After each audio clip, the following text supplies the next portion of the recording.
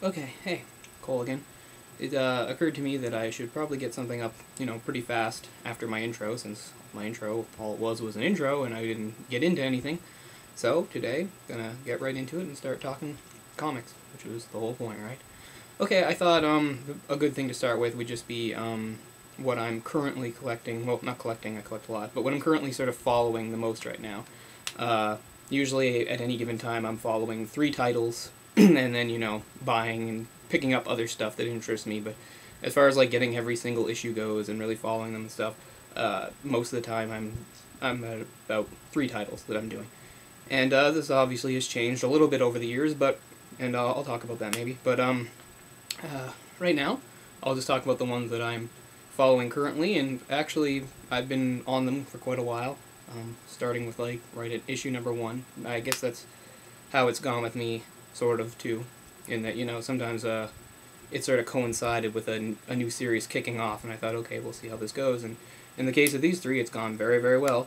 So, another thing about myself, and this is more within the context of comics and everything, is that, oh yeah, it's just, about stuff that's my favorite. So, my favorite hero of all, Marvel, otherwise, whatever, is Moon Knight. It just happened that way. I mean, for years I always thought he was cool, but he didn't really become a favorite, absolute favorite of mine around 2006 when I picked up the new series.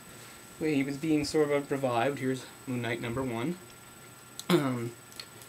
Yeah, I mean, I wasn't taking a chance. I thought I would like it, but still, I didn't know where it was going to go. I'd never read any Moon Knight comics before. I just liked him as a supporting character. I always knew that he'd had his own series at various points, but I didn't know much about them. But by the time I was about 3 issues into this, I had to know everything there was, because it was done so well.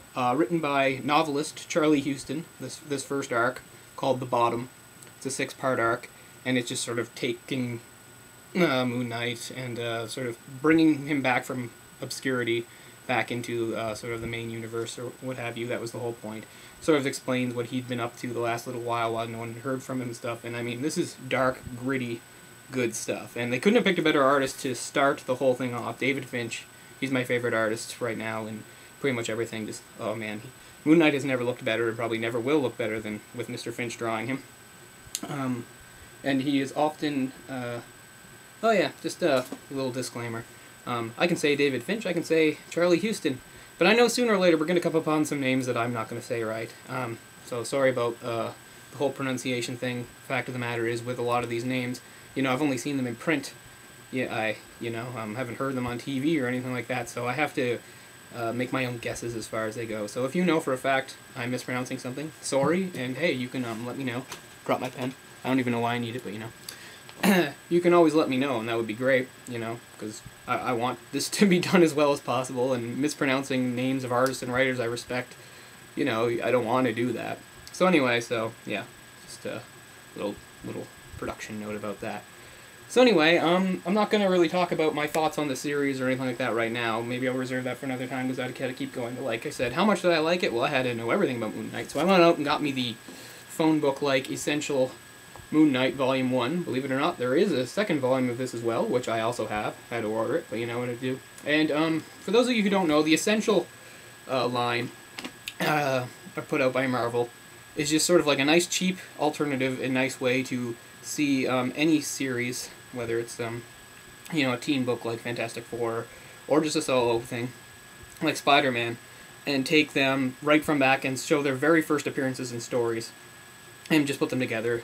It's not in color, it's black and white, which actually really works in something like Moon Knight's favor, but so you can, there's a whole bunch of them, Avengers and Fantastic Four, Spider-Man, Ghost Rider, on and on. Some of them have a ton of volumes, because of the more, famous ones.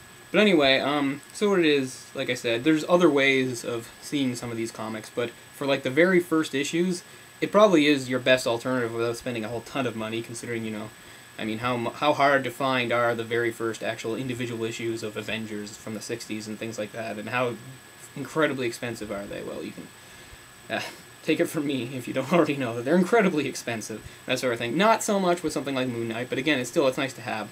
Actually, I've since collected, almost the entire run of the very first Moon Knight series, written by Doug Monk, and mostly drawn by, here's that disclaimer again, Bill Sienkiewicz? Anyway, what's great about that is, I didn't even know at the time, is, you know, what a great celebrated writer he went on to become, you know, notably in things like Batman and stuff. A lot of people thought he drew a lot like, why can't I think of his name? I'll have to do a pop-up to tell you who I mean. But anyway, in that he was sort of an unknown when he was working on Moon Knight, so it's kind of cool to have early stuff by him. I think he did a little Daredevil. Anyway, the only other thing I brought up right now is issue 20 of Moon Knight, which sort of is a digression from the normal storyline and gives us a nice, neat little flashback story, putting him back, you know, sort of to explain some continuity stuff. Continuity is never perfect, obviously, in any comic, what with Real World and stuff like that. But it's a neat little flashback, and then it's a double-sized issue because it also reprints Werewolf by Night, number 32, which is the very first thing that's in here, because that is Moon Knight's first ever appearance. And even though Moon Knight might not be the world's biggest character, I'll tell you that still is worth a chunk of change if you can find it. Not a ton, but, you know, still. So it's nice to have that reprinted here and see it in color. You know, that was cool. I'd only seen it in there. So that was a cool thing to have, too. There's another couple one-shots, and there's an annual, as most titles get an annual, done by... What's neat about, what I like about this is that the people working on it have never really had anything to do with Moon Knight during the run, but, you know, they got it, and, you know, they took a standalone story thing and put it in there, and it works really well, actually. It has a neat little perspective on it, not really following Moon Knight, but sort of showing how he affects other people's lives in doing what he does. Okay, so I'm already running long, not talking about anything, so I'll have to make this into a two-part, three-part, or whatever, before I get into other stuff, but, to let you know, here's no, I'm not going to do that. Okay, so again, when I was looking for something to do, this was around 2003 or so. A lot of you who know Marvel Comics know that Avengers was basically ending. So I picked up Avengers number 500. This is the director's cut, which has some extra stuff in it and a different cover and all that. And I thought, hey, it'd just be cool to have, right? And that's part of the sort of, you know, it starts the infamous Avengers Disassemble storyline, which pissed a lot of people off. But for me, I was interested enough to buy the rest of that and see how that works. And I'll admit, the whole thing that finally takes down the classic Avengers thing, you know, Scarlet Witch and all that, you know, it's been done before and sort of silly. But I mean, if you get, not this one, but if you've collected any of the ones after that, you can see some of the lovely hate mail they printed of people just freaking out. Anyway, it really worked for me because, again, I bought it not thinking I was going to follow Avengers or anything like that, because I wasn't. Because actually, I personally don't have much time, but I'm going to say that I was not a fan of the Avengers at any point. I always thought of them as sort of as Marvel's big overrated team. There was Marvel's A team, you know. I only, you know, to be fair, I only really saw them in supporting books like X-Men and stuff like that. And I just thought, oh, here come the Avengers, they're so great, yada yada yada. And I was just never very interested in them. Cap and Hawkeye and Iron Man and all those guys, to me, they just all seemed really high and mighty. The high and mighty Avengers, I'm not the first person to come up with that, I'm sure. But anyway, so I finished that arc off and picked up Avengers finale, which works as a great epilogue for everything, and it helps you bridge the gap between that and New Avengers, which is actually, I'm not holding any here at the moment, but what I did wind up collecting, and that's my other big one. And I'll talk about that, New Avengers. And since I don't have a lot of time, I'll just jump into my other current thing.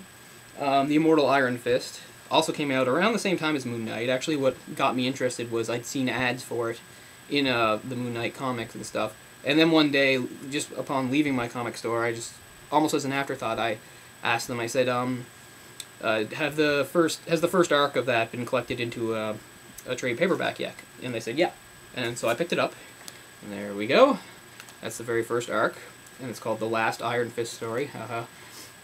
Anyway, and I was just actually really blown away by it, which is why I started getting into it in the first place. I don't have the individual comics for this yet. These six, I mean. These six in particular. I have the rest after that.